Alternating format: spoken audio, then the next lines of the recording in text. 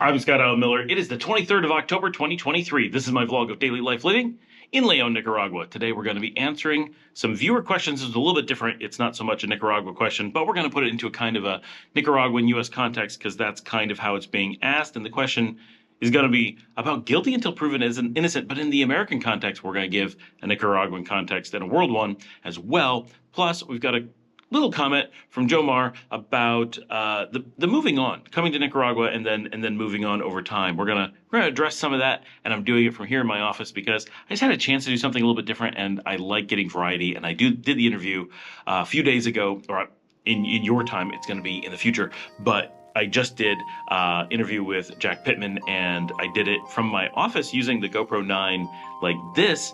For those who don't know, on Narrow, and I really liked how it turned out, and so I wanted to do an episode and take advantage of this format, so we're gonna do it. All right, we're gonna get to that right after the bump.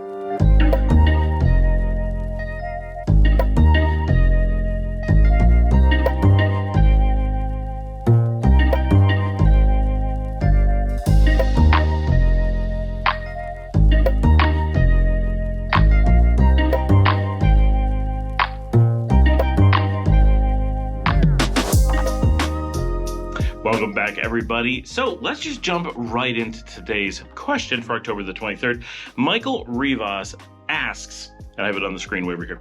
Scott, what's your take on the U.S. concept, you're innocent until you're proven guilty? Great topic. I think the great topic was about the decentralization versus federalization of police forces, and you want to see how this played in. Obviously, living and doing business in Nicaragua, I get exposed to a lot of the legal system and police just because compared to a normal person, this is just worth a really quick note, right? If you're an American, you're born in the U.S. like I was, you grow up there, you're going to have some amount of interaction with the police and probably some amount of interaction with the courts. My interactions, have included, I've gotten a speeding ticket, I had to deal with the police. I had some fireworks, I got in trouble for that, I had to go to court, right? I've had some of those things. This is a normal piece of business, and as a business person in the U.S., I had to have a lawyer. So I dealt with those things, but mostly over a really long span of time, right? I grew up in the U.S., so 40 years in the U.S., more or less, makes for just a lot of time to run into little things. Even if it's only every 10 years that you deal with the police, you'll do it multiple times. When moving to another country, it doesn't matter where it is, if you move as a tourist, I think your chances, of dealing with police or lawyers or anything that is far below the chances of dealing with them in your own country. But once you become a business person in a foreign country, I think they become higher. And so I think there's a leapfrog. I think being in business anywhere automatically means you're going to be dealing with police and lawyers and courts and that kind of stuff, just because it's a normal part of doing business. I have to deal with a lawyer all the time just for contracts, right? I got to sign a contract for this. Well, my lawyer needs to look it over, right? So that's something that a normal person doesn't deal with day to day, but being a business person, I do, even in the US. But because here, there's so many things I don't know, or I have a very bad idea of, or I think I know, but I want to be sure, I need to deal with a lawyer much more often just to give me some, verification that like what I know is true or what I assume to be true is correct or whatever, right? So it's just a constant thing. Plus, I find that coming to a market like Nicaragua, you tend to do more business. Maybe not more in dollar terms, but more in the number of employees or the more in the how dynamic it is. Just more things are happening, more contracts are being signed, even though the value of them may be lower on a per contract basis. So the amount that you have to engage an attorney, the amount that you may need to go to court to argue over the resolution of a contract and things like that will probably be higher. Plus, when you're in a foreign country, so you have automatically in a foreign country, you're just probably going to be doing more business in most cases, because most people move towards lower cost countries, so you magnify your business capability. And you have this, there's so many things I don't know, and that magnifies it. And then there's the people are going to be interacting with you in very dynamic ways that may not happen in your home country, and that magnifies it again.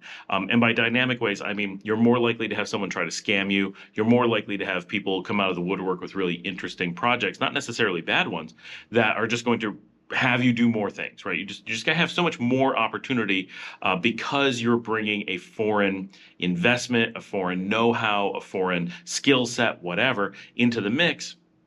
It could be as simple as someone is here producing toothpicks and they come to you and they say, dude, you're from X country. I don't have a way to export to that country.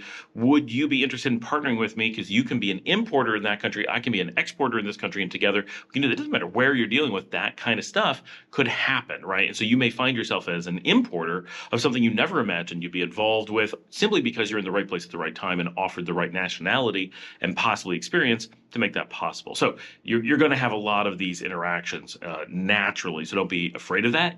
But be aware if that's something you're not interested in, if that's something you're like, I don't want to have to talk to police ever, even if I'm the good guy. I don't want to have to go to court. I don't want to deal with lawyers all the time, even if it's all because I'm in the right. Then business at all is probably a bad thing for you, but business in a foreign country, going to be really bad, right? None of those things are big negatives. They're just part of business.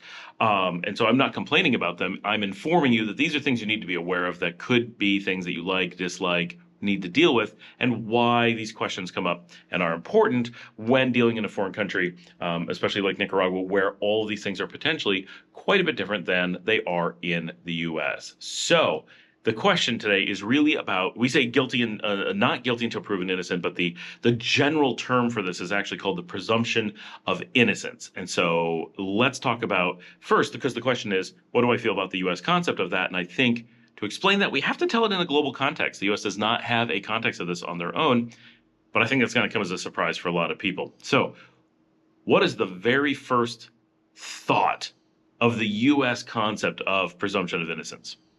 So generally we think of this as something that is said in the US a lot. It is repeated all the time in America. You know, you're guilty until proven innocent. And nothing wrong with that, right? Like that's a great thing to say. It sounds good. It's important. But I think it's presented in such a way in the US that it comes across as being unique. And I think the average American, if you were to ask, so what is a highlight of the American legal system? They would stop and think, they'd probably have a couple of examples. And one of them is likely to be, well, we do guilty until proven, or innocent until proven guilty. Wow, I reversed that. It's not. And innocent until proven guilty. And you have this presumption of innocence, and it is the burden of proof. Even if people can't articulate this, the burden of proof, of proving that someone is that you have to prove that someone committed a crime, not prove that you're innocent. And that's a really important thing. And Americans really talk about that a lot. They talk about democracy and republics and a lot of those things quite a lot. But in all cases, all these types of cases, one of the things that I say a lot is you feel this when you're in the US, but you don't really know what's going on. And when you leave the US, I think you feel these things a lot more. And that is, there's a lot of propaganda. And I'm not saying that the US doesn't have any of these, like democracy, republic, like okay, so it's got all those things. Do people realize that that's not special? I'm not saying it's bad, but it's not special. You're not unique because of that being an American. You could say the same thing in Canada or the UK or everywhere else. So let's talk a little bit about a history and global context on the concept of innocent until proven guilty. So the oldest generally accepted attestations to this. Now, I'm not saying that this is a solid, this is the absolute origin of this concept, but it is important to put a initial date on it as far back as we know. And that is in the 6th century, in the Digest of Justinian, that in Roman law it was written that el incumbit probatio qui dicit non que nagi. Proof lies on him who asserts, not on him who denies. Exactly what we're talking about. So this is traditional Roman law going back a very, very long way, right? This is the 6th century. So while it was not known for sure in the early Roman Republic and during the primacy of the Roman Empire, this is well within the Roman imperial period in the basically 500s. This is the Emperor Justinian I of Rome, who was emperor from 527 to 565. And during his reign, they attested to this. So that suggests it may have existed earlier. We have no reason to believe that he created this law. I don't think that is the case, and it is suggested that he was attributing it to Julius Paulus Prudentissimus, who had talked about it in the legal law code in the 2nd or 3rd century AD, and that it was introduced originally under Antonius Pius in around the 140 ADs. And again, that doesn't mean that it didn't exist before that. Other civilizations may have had it. Rome may have been practicing it, but it was believed that this is where it was written into law. So we're looking at roughly, we're not quite, but really close to 2,000 years that it's been in the establishment of Roman law. And in things in the region, right? Talmudical law, which is the law of the Jewish people, right? Which is a little from a religious sense. It's the religious law. Has this as well. Islamic law, the same equivalent for the Islamic world, also has this as law. Now the Christian Bible does not actually have this, to the best of my knowledge, but a lot of Christian traditions simply come from Roman law. So because Christianity was established during the Roman Empire and grew up in tandem with it, right? So the Christian world via Rome, the Jewish world via the Talmud, and the Islamic world via the Quran all had this as part of their legal system. And presumably lots of other parts of the world probably did too. These are early written examples. And Europe and much of the world, but Europe first and the Middle East and that kind of region, has had this basically for 2,000 years. It is just universal. Innocent until proven guilty is just a foundation of all those law codes, including what we consider civil law, because all civil law, we often talk about it from France because France really did a lot to hone it, but it's actually Roman law from the Roman Empire that is pervasive throughout Europe, with the exception of England, which has the common law system, and that is what is used in, for example, the U.S. and Canada. But both systems get this concept from Roman civil law and have always had it. So this is built into just everything. So the idea that the U.S. is unique in this is ridiculous. At the time that the U.S. first started talking about this, everybody already had it and had had it for nearly 2,000 years. The U.S. is not old enough to change the nearly 2,000 from that number. And since that time, this has been made into things like the United Nations and European Union, and other really large bodies have universally called innocent until proven guilty a requirement for human rights. It is part of the system of international law. So it is recognized. And there are extremely few countries that don't put this into really strict practice. It doesn't matter where you are in the world, whether it's, Asia or Africa or South America or Europe or North America or Australia or the Pacific Islands. With very, very few exceptions, you have innocent until proven guilty universally. And nearly all places have put it into very strict codes, starting with Rome. And since it is standard for that to be written into law. Notably, there's only one major country that stands out as not actually having a law that provides that concept. And it should not be surprising at all that that country is the United States. The U.S. has a tradition of innocent until proven guilty in the majority of courts. But it is only a tradition, and it is only in the majority. We're going to get to that. But notably, both the UK and Canada, remember, they're common law, they all come from the UK, have some of the weakest innocent until proven guilty laws in the world. Notably, in recent years, both the UK and Canada have started to curtail some of this important underlying legal framework, but they are common law countries, right? So there's a certain expectation that civil law and these full procedures that we consider underpinnings of the requirements of democracy and freedom and liberty and legality and human rights may be not protected. And the United States, of course, follows strongly in that suit. It grew up with the same common law and practices. Common law. And so while the U.S. has not moved to curtail that right, it still has not enshrined it in law. And so it's really important to note that in the United States, there is a claim by teachers, textbooks, people in political conversations to try to promote the United States as being better than other people by having this presumption of innocence, while not researching that the United States does not actually have it, at least not formally, and that basically everyone else does. So it's actually a spot that they should be feeling immense shame, right? This is a terrible statement as to the state of the United States. Now, it does generally practice it, right? So we're not saying it doesn't use it, but it does not protect it. If a court was to violate that, you would need a judge to change the law and make it the law. And of course, anything a judge does is temporary, right? So it's the law for that one particular moment. So let's talk about that. So the concept, I think, I'm going to argue now, that the concept of the presumption of innocence cannot exist in common law. Cannot. Common law itself, which the United States uses, as does England and Canada and some other places, is based on an impossibility of presumption of innocence. Now, the trick here is that there is a semantic innocence that those places use to say that the law recognizes anyone who has not been declared guilty to be innocent. This is a very strange thing, right? It doesn't say that people are innocent, right? Now, that's how they word it, but they use a legal term saying that innocent and guilty are statuses of the legal system, not statuses of reality. In a normal system, if someone is innocent, it means they didn't do a crime. If they're guilty, it means they did do that particular crime. And under especially the American common law system, that's not what it means. It means that a court has not yet determined what they are. And so the status of innocent is a status you have when you have not yet been pronounced guilty, or you are pronounced not guilty. Right, so it's a status you may maintain, but it is only a pronounced status. It has nothing to do with the implication of what the state believes you to be. It doesn't matter what you have done. There's a lot of things.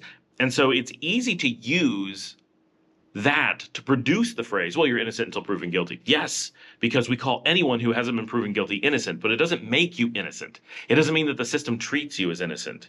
And you can argue to some degree that any system anywhere in the world is going to have this kind of, well, if we're investigating you, there's going to be some amount of guilt associated with that. So the idea that you may have to, you may be arrested. Of course, you're being treated as if you're guilty, right? Just because the suspicion of guilt at some point means you have to be arrested to figure out if you're guilty, right? And that's reasonable. Like, I don't think anyone's saying you shouldn't have those things, but it creates a gray area. The problem that some places have, in the United States especially, is that there are situations, and many of them, twofold. One, where you can simply be arrested and you may never see trial.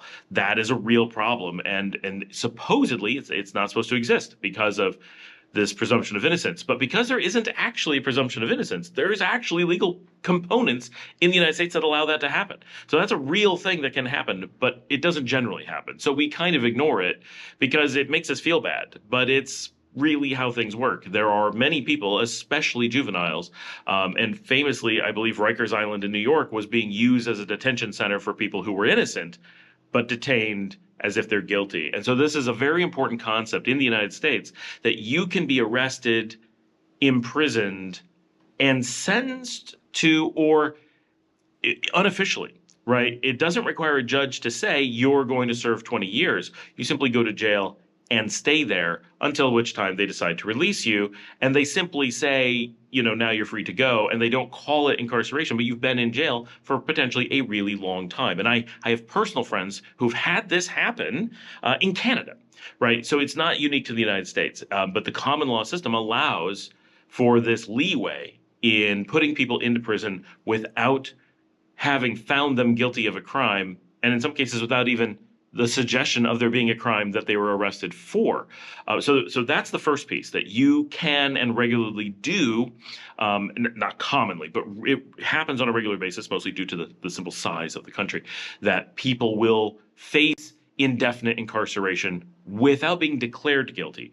And so it's important that we never allow the idea that you are innocent until proven guilty to be a semantic trick to say, well, we're calling those incarcerated criminals innocent, therefore the problem isn't that, right? It makes us feel good to say, well, yeah, but they're innocent. Okay, but the system has incarcerated them. The system has declared that they will be treated as criminals, and so they're being treated as guilty. So that is not how it works. We actually have a guilty until proven innocent system in the United States, at least under some conditions. And if you ever have a question of, well, but is that someone slipping through the cracks? It's clearly not. Like, it takes no amount of research to go and find all these stories that there are systems for this. It happens with some regularity. There are areas where it happens continuously, and there's no actual legal mechanism or recourse because they're allowed to treat people as guilty if they so desire in that jurisdiction.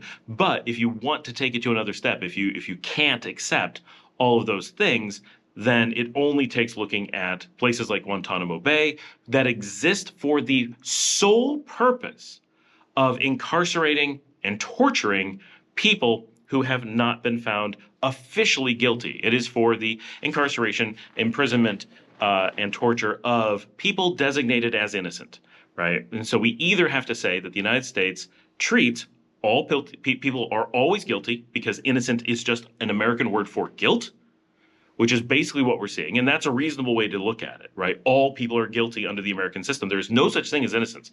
You can be declared innocent in a particular moment of a particular crime. Did you steal this wallet from a table when someone looked the other way? I did not. We got a camera, a court saw it, someone else took it, they declared you innocent. You are innocent of that particular crime.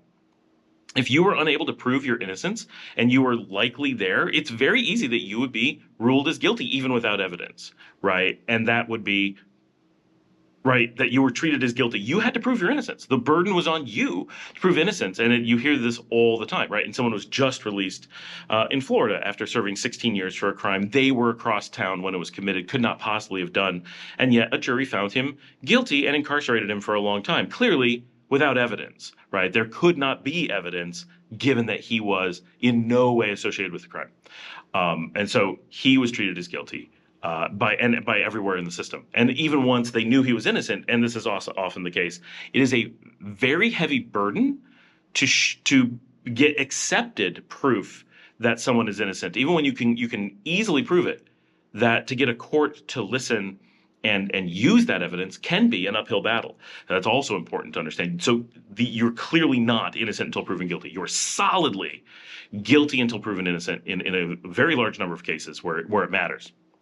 And Guantanamo Bay is an enshrined institution to that. It is a glorification of just how much the United States revels in having a mechanism for this, that they have an entire military installation for the purpose of having a place whose only purpose is to show the American people that they can incarcerate and torture at will, and that the Constitution and the laws and judges in general have no say, right?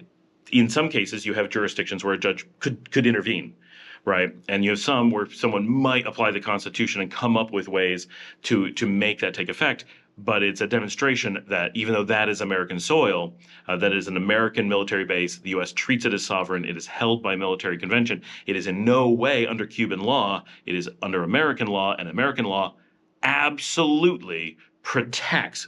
No one coming from Guantanamo Bay is ever arrested for committing crimes there, right? The military who served there, if you were innocent until proven guilty, every one of them would be guilty automatically by going to Guantanamo Bay for being involved in slavery and torture of innocent people.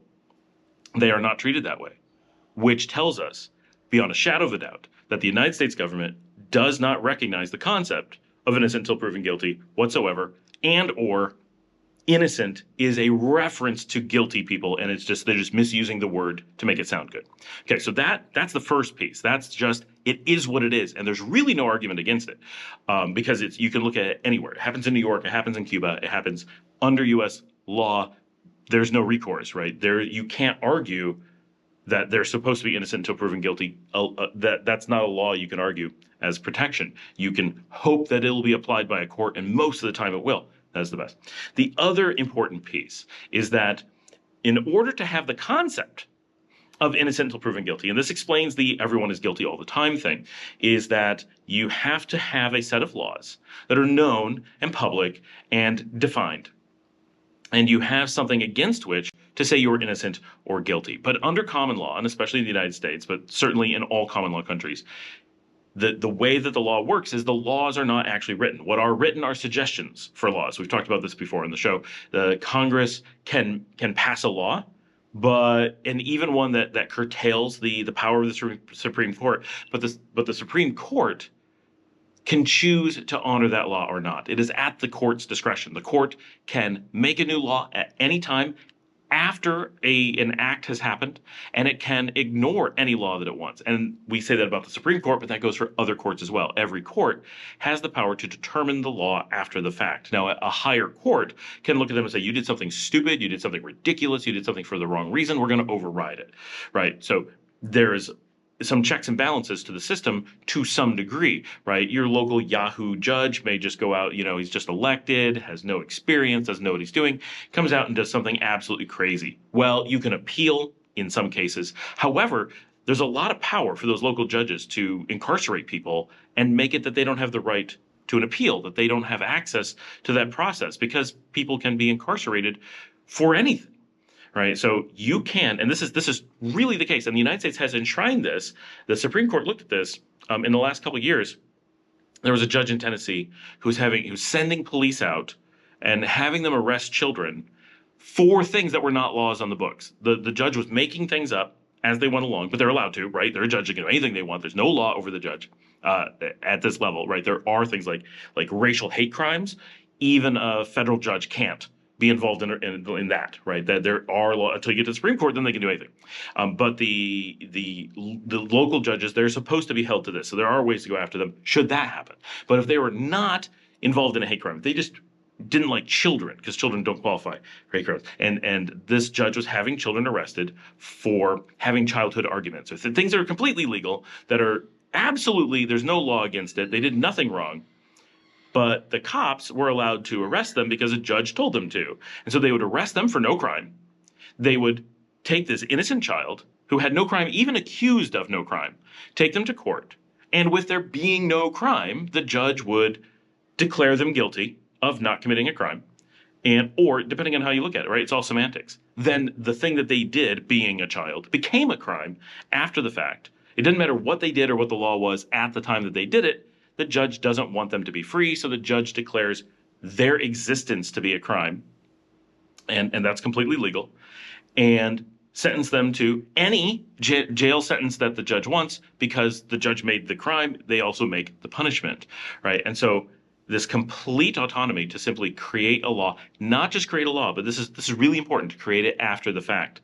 That's what makes all people guilty. The concept that you can be innocent until proven guilty cannot exist where the things for which you might be found guilty are determined later. You never know right now, if you're in America, if you're innocent.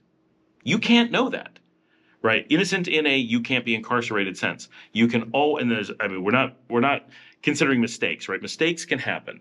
Right? Oh, we identified you as the wrong person. We were sure you were the person that did this. Sorry. Right? Okay. Mistakes can happen. But outside of mistakes, actual intentional, as designed, as things are working, you can be arrested for napping on your couch in your living room. There is no statute in your town that says you're not allowed to do that. There's no law. No one has ever suggested such a thing. Cops break down your door. They could get a no-knock warrant. They can come through with guns. They can shoot at you. They can do anything they want, right? Because you're guilty. The concept of a no-knock warrant guarantees guilt comes before innocence, right? That the police cannot just arrest you for something that you didn't do, but they can also violate your constitutional rights, no questions. Anything that's enshrined in the Constitution is suspended when there's cops involved, right? They don't normally do it. They can anytime they want, right? Maybe they need a warrant, but anytime a judge and the cops together want to suspend the Constitution, they have a process for doing that.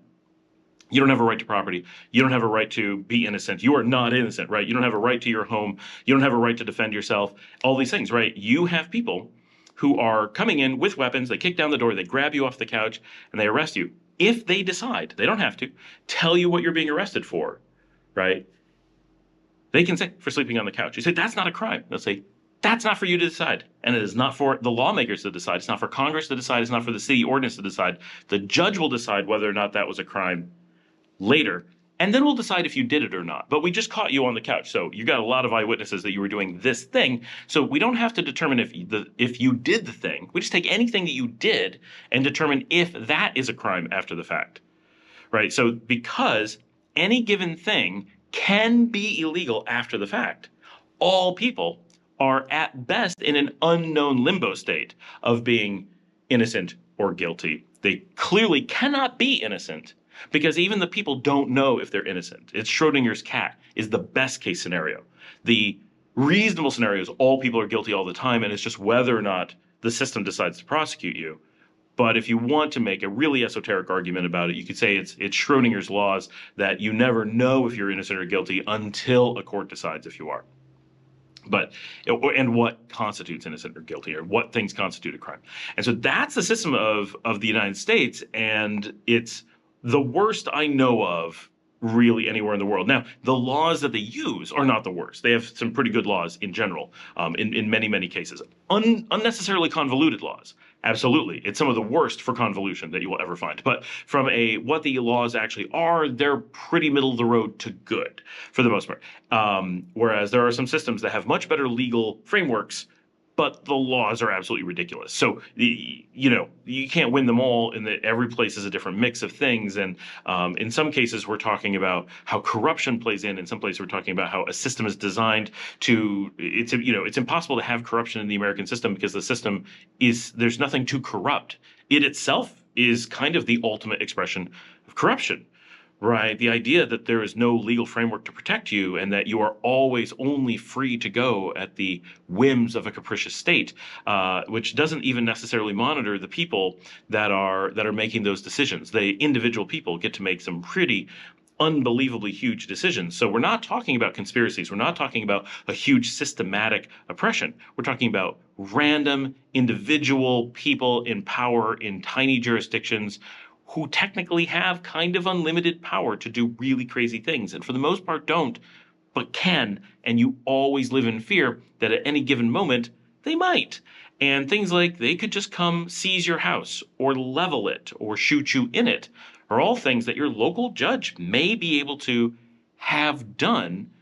And so, concepts like eminent domain become really scary because while very rarely do these things happen in a very negative way, they can. And if they do, your recourses are just to hope someone higher up decides they don't like these people and are going to do something when they didn't actually break any laws. So it's really, really scary. And that's part of the control mechanism, right? We don't have to have the average person be arrested. That's not practical. You don't have to. There's all these things you don't have to do because the common person, while not able to articulate the things I just said, they don't know why common law seems wrong, and they don't know why they don't feel secure in their innocence. They don't have to know those things. What they have to know is they live in fear, and they have to do what the state says, and they never want to rock the boat because something could go wrong. And they always know that any cop might arrest them, any judge might throw them in jail, even if there is no law in the books. That's a terrifying existence. And that has power to control the populace. And that's why you get so many of these universal answers from Americans, why Americans don't speak out against their government, why they can promote free speech so much. We have free speech. You're free to say anything you want. We're also free to arrest you for it and incarcerate you and not even tell you why you're doing it. So good luck, right? We can give you free speech and just make you live in fear. Is that really free speech? No, but it sounds good, and you're scared to say that it's not. And so you keep having to repeat, no, we have free speech. No, we have innocence until proven guilty. Because the penalties for rocking the boat could be catastrophic. So that's my take on this. It's a scary situation. It really is, and depressing. Now, other places, right? It's really easy because I grew up in the United States under common law, so for those who don't know, my number one rule for places that I will live in the world is I will not live in a place that practices common law, period. That is my absolute black and white line. There is nothing that will allow me to cross that ethical barrier. It is not ethical to have my family live in a country that is under that kind of legal system, period. Full stop, right? There is no reasonable practice happening in any country that I would put at the same level of creating fear. Now, that's, would I move to a war zone where people are being massacred just to be in the line of fire? No, that also I would not do, right? But within reason, within the ways that you choose functional countries, my number one thing is not being under common law. There's a lot of things that make me choose a country. You don't choose a country by ruling out the places you wouldn't go, but it is sometimes handy to rule out some places, and some places under common law seem really nice. Growing up, Canada seemed really nice. I've been to the UK. I love being there, but there's always an element of fear. And if I was full-time living in the UK, it would make me very nervous. Not as nervous as the US, but nervous. But I can tell you, visiting the US makes me nervous all the time for a lot of reasons. Sudden healthcare problems that you can't afford to pay for, much bigger than this problem, but things like that. Like there's so many things like that that you can be afraid of. Now, here in Nicaragua and in most of the world, right, the systems for civil law where you really do have a presumption of innocence, you really do have the right to process and things. Are there times that stuff becomes fungible, that there's a hard law? Well, you can only be incarcerated for 4 days before you get.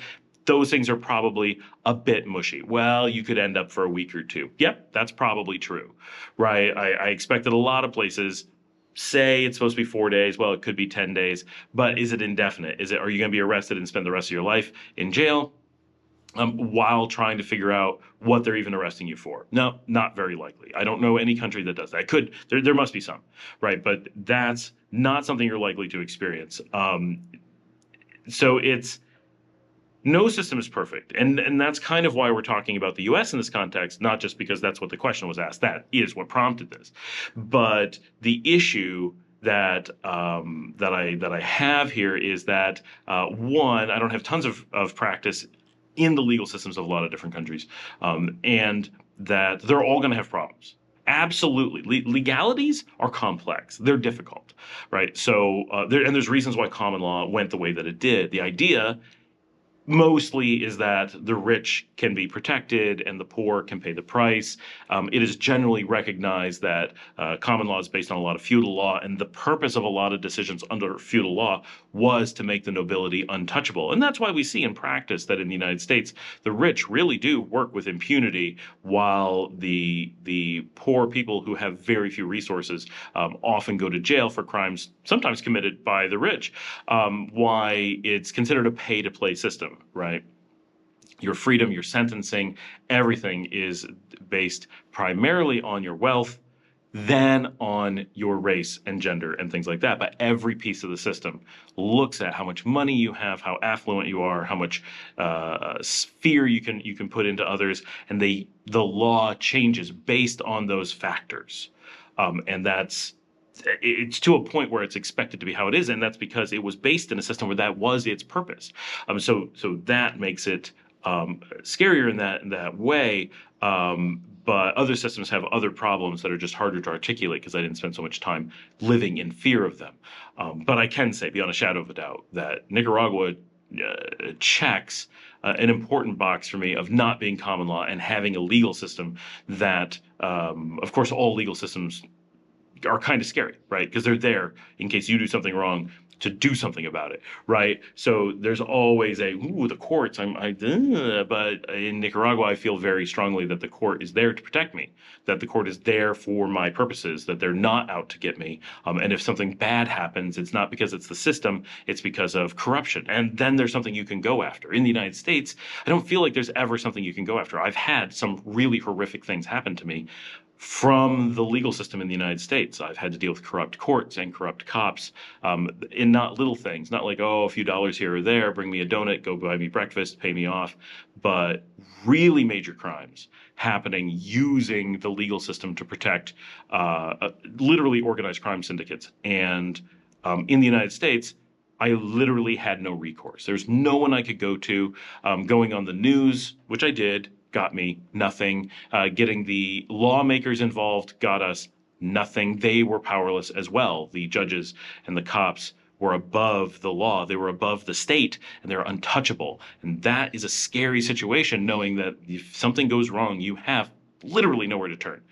And luckily for me, it was only theft, and it was not that bad, but it was on a huge scale. And I got it partially remedied because I was willing to expose them and had done such a good job, and I was far more affluent than they had believed I was at the time that they committed the crime. But of course, there's no crime. It's impossible for a cop to commit a crime because they're above the law, right? There's no law applying to them. They're innocent until proven guilty, and they can't be tried for those crimes because they are given immunity. So having organized crime with cops isn't an organized crime. There's cops.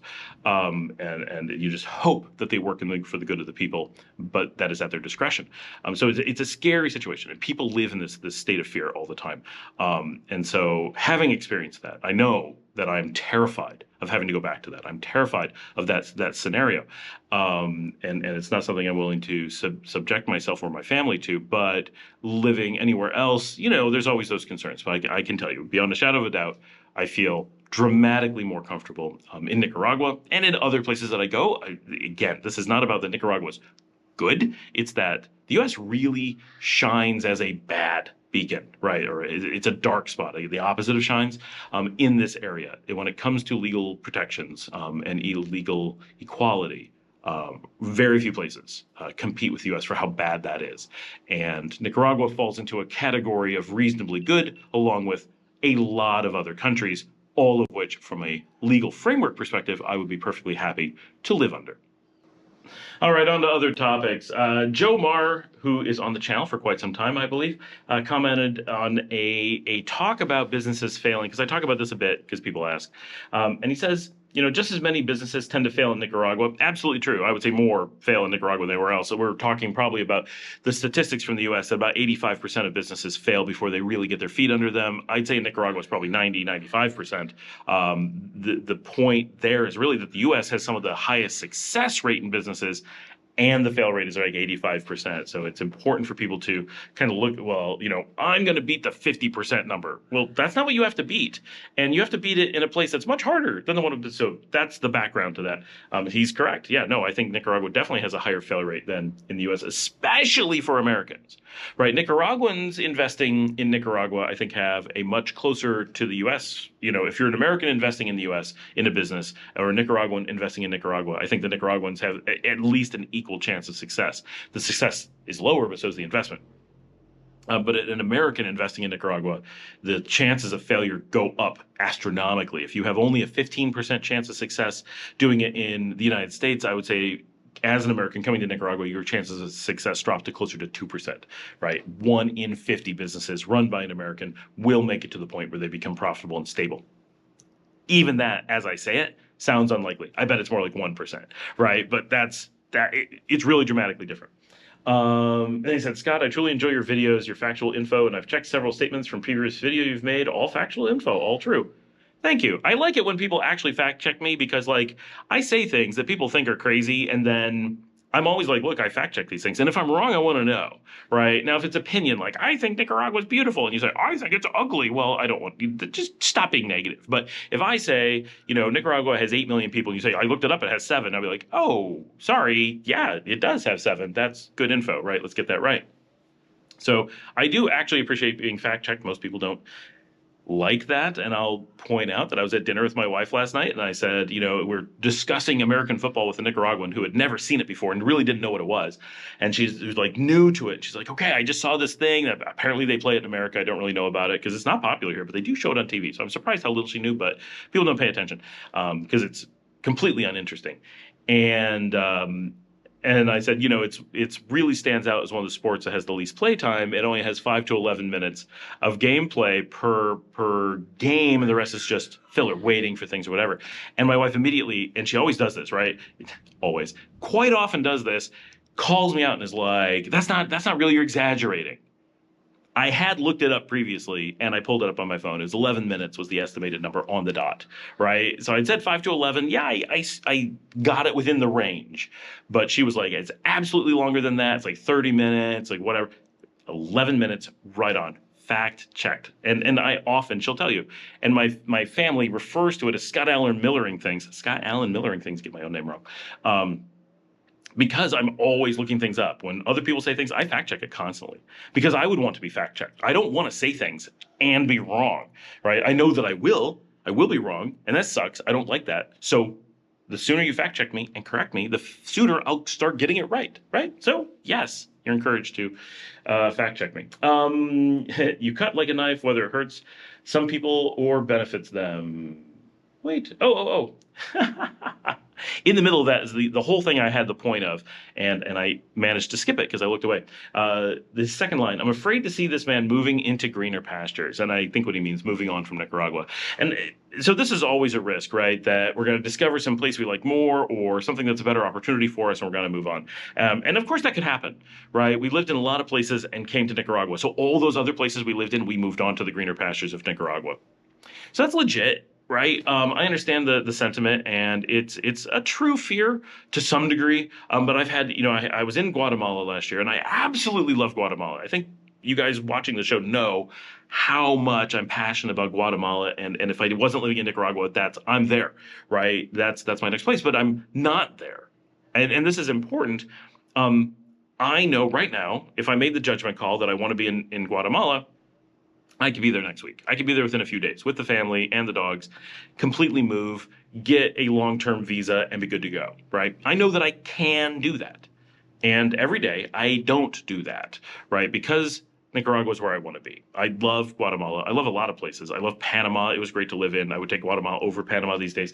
But I have options, and I know that I have options, and I've investigated a lot of those options, and we've chosen Nicaragua pretty significantly. And of course, our factors from the outside will change over time. People know that some of the reasons that we chose Nicaragua are because of its proximity to family, its ease to get back to the United States. A lot of the business that we do are in certain time zones, and so it just works out living closer to those time zones, and that gives Nicaragua a pretty big leg up over some other places we love a lot, like Greece, Italy, or Spain, or Romania. And it has beaches, which gives it a big leg up over Romania, or like ocean beaches. And so those factors could change, not the beaches, but the other things. And, we may not care about those time zones. We may not need to get back to family so quickly. We may have a lot more flexibility, and that would raise the status of Spain on the list versus vis-a-vis Nicaragua. But I think pretty heavily while I plan to travel a lot, and a lot more than I have on this show. This show has really kind of gained an audience during a time that I've taken a break from traveling, which is absolutely mind-blowing to me that you guys are gathering around and watching this show with me living in Nicaragua and not going anywhere except for some brief trips places, when more traditionally I spend most of my year traveling, and I think that's wildly more interesting. And I look forward to getting out and doing a lot more traveling in the near future and seeing more of Nicaragua and more of the region and more of the world, and bringing that to you guys as not just a Nicaragua and Nicaragua relocation channel, but a world travel and relocation and digital nomadry channel, and just getting a lot more broad and bringing more of this experience and information from other places. So that's really cool, but I can't say with absolute confidence that I will never move, that I will never choose another place and make Nicaragua a place I just come back to visit. But this is where we're raising our kids, and this is where we're calling home. And unlike the place where you're born and you do that, right? There's this really high, like, you're going to discover the wonders of travel, the wonders of living abroad, and everything's going to change. Good, and I can't snap. And but with Nicaragua, this is a place that we put in a lot of research and intentionally chose for a lot of reasons. And of course, Nicaragua can change as well, and that may, the situation could become volatile, and a completely different government could come in that is not friendly, does not want us here, and that may change things, of course. But what is the likelihood of that happening? It's reasonable, but it doesn't seem high, and we really love being in a place that we chose and that makes sense and that we felt was going to be our investment, our emotional investment. And absolutely that can change, but it's not this really simple, we found another place and we're off and we're gone, right? Long term, I don't think I've ever been secret about this. I really hope to have homes in a few countries. We are multinational citizens, and we would really like to have a part-time home in our other home country, and go back and forth, but have Nicaragua be our real base. That's our current thinking, and that has been our thinking for a very long time. That is unlikely to change. And I really hope to have places where I can spend a lot of time outside of the country. I'd really like to be able to spend more time in Guatemala, and I will be able to, right? Right now, it's a little bit complicated to get to, but I want to make it that I can go spend the weekend or put in a week up there, and make mini vacations really, really easily, and go make cool content for you guys and explore different parts of the country and add more to the channel by doing that. Absolutely. But none of that makes me want to not have Nicaragua as my base to come back to. And the longer we're here, the more we're investing emotionally and otherwise in this being the place that we come back to. I don't think it's very likely that we're going to find a greener pasture to move on to. This really does feel like the green pasture, and we don't find ourselves looking for that other pasture. We're always interested in travel. We're always interested in seeing other cultures and food and meeting people and broadening our horizons. But for most of our lives, it was we didn't feel at home where we were, and being in Nicaragua, we feel at home, and that makes it a very different experience than we've ever had before. And I don't think we're going to be moving on from these green pastures. Thanks for joining me. Like and subscribe. If you'd like to help support the channel, you can buy me a coffee at buymeacoffee.com/Scott Allen Miller. As always, please share on social media, tell people about the show, get the word out there, help us gain new subscribers and viewers, and help the algorithm promote us. And I will see all of you tomorrow.